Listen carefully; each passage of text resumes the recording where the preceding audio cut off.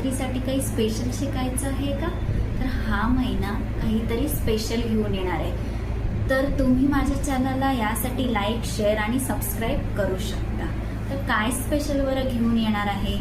तर जे कोणी नवरात्रीसाठी माझे लेक्चर्स जॉईन करतील त्यांना 10% ऑफ आहे, फक्त हा महिना बरं का। तर तुम्हाला यात काय बरं शिकायला मिळेल?